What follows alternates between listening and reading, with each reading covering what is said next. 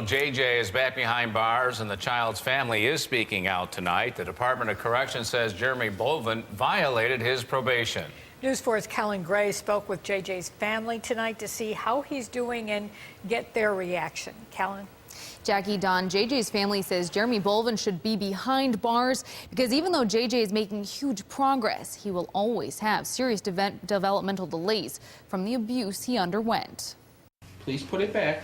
5-year-old JJ is now talking. He's learning to spell and even knows his way around an iPhone.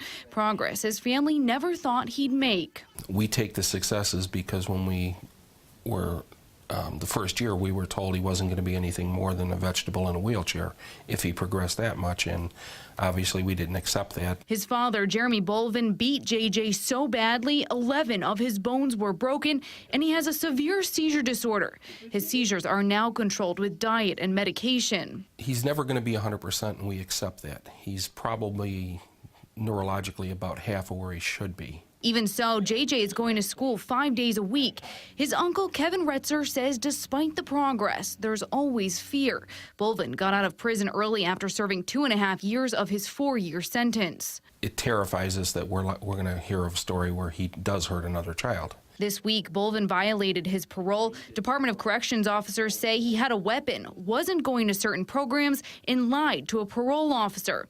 Bolvin has stayed away from the family, but Retzer says he's popped up on websites, which is another parole violation. They plan to go to his parole hearing to try to get him locked up. Our fight is not just for him, it's for all the other kids in New York State and, conversely around the country. All these laws need to be strengthened. Then they can focus on JJ's progress. To see the struggles, he's an inspiration for us because, I may have a toothache and I overlook it now because I realize what he's overcoming. JJ's law was passed 2 years ago to allow tougher penalties against convicted child abuser. Now the family is pushing for another law that would create a public database listing domestic violent offenders.